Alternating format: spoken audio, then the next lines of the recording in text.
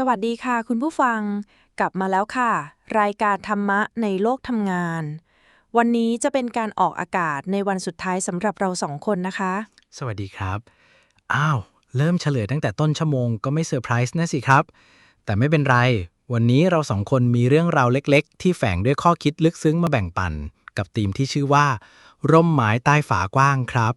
เป็นเรื่องราวของก้องชายวัยกลางคนที่ทิ้งชีวิตในเมืองใหญ่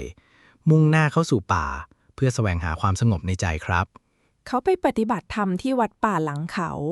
วัดที่ขึ้นชื่อว่าเคร่งครัดและเงียบสงบแต่เขากลับพบว่าใจของตนยังไม่สงบเลยก็จริงนะคะถ้าใจไม่สงบซะแล้วอยู่ที่ไหนก็ไม่สงบค่ะ ถูกต้องครับเพราะไม่ว่าจะอยู่ที่ไหนแม้ในวัดป่ากลางเขาที่สงบเงียบแต่ถ้ายังมีอัตตาของผู้คนซ่อนอยู่ก็ไม่มีทางสงบหรอกครับ ก้องเองก็เห็นความขัดแย้ง การวิพากษ์วิจารณ์กัน การแสดงความรู้ชูตัวเองว่าเก่งว่าดี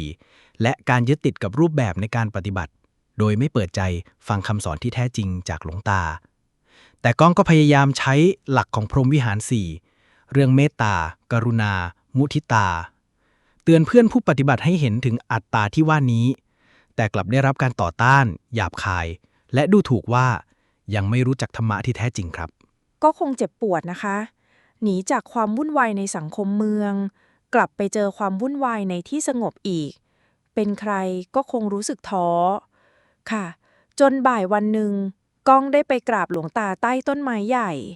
แล้วก็ระบายออกมาถึงสิ่งที่กวนใจก้องอยู่ หลวงตาตอบด้วยประโยคที่ฟังเราซึ้งมากเลยครับ ท่านตอบว่าธรรมะนั้นงดงาม แต่ผู้ปฏิบัติแต่ละคนมีปัจจตังไม่เหมือนกัน ปัจจตังในที่นี้คือความเฉพาะตนครับ มาจากพุทธภาษิตว่าปัจจตังเวทิตโพวินยูหิ แปลว่าผู้รู้พึงรู้ได้เฉพาะตนครับ ใช่เลยค่ะ แปลว่าแม้ธรรมะจะดีเลิศ แต่คนเราก็เข้าใจไม่เหมือนกัน ใครยึดมากยึดน้อยก็แล้วแต่บุญแต่กรรม หลวงตายังสอนต่ออีกว่าแม้จะมีเมตตาการุณา มุทิตาแล้ว แต่สิ่งที่ต้องมีเพิ่มก็คืออุเบกขา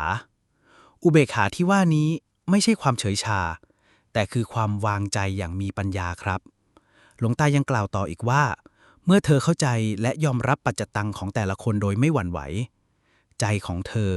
จะเป็นเหมือนร่มไม้ที่ให้ร่มเงาแก่ทุกสิ่ง โดยไม่เลือกปฏิบัติ นั่นแหละค่ะ หัวใจของตอนนี้คือการฝึกอุเบกขาบารมี ซึ่งเป็นบารมีข้อสุดท้ายของบารมี10โอ้นี่แสดงว่าเรื่องที่เราฟังกันมาตลอดก็คือบารมี10ใช่ไหมคะใช่แล้วครับ และในเรื่องนี้ก้องก็ได้พยายามใช้เมตตาแผ่ความรัก กรุณา ช่วยเหลือผู้ตกทุกข์ มุทิตา ยินดีกับความดีของผู้อื่น แต่สุดท้ายเขาจึงเรียนรู้ว่า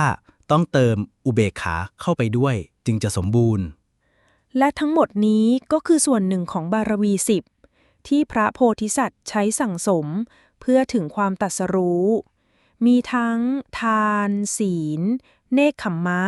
ปัญญา วิริยะ ขันติ สัจจะ อธิษฐาน เมตตา และสุดท้ายคือ อุเบกขาบารมีค่ะ ใช่แล้วครับ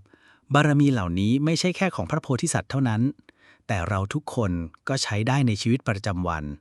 โดยเฉพาะในโลกการทำงานครับ จริงค่ะ เราทำงานกับคนหมู่มาก ต้องใช้ขันติ ความอดทน ต้องมีสัจจะ การรักษาคำพูด และเมื่อเราทำได้ดีที่สุดแล้ว ก็ต้องมีอุเบกขา เพื่อวางใจไม่ยึดติดกับผลลัพธ์ เหมือนกับร่มไม้ใต้ฟ้ากว้างไม่เลือกให้ร่มเงาเฉพาะใคร แต่แผ่ความเย็นให้ทุกคนโดยไม่หวั่นไหว และใจของเราก็จะสงบขึ้นอย่างแท้จริง เพราะในที่สุดเราเข้าใจว่าธรรมะคือสิ่งที่ต้องรู้ด้วยตนเอง อัตตาหิอัตตาโนนาโถ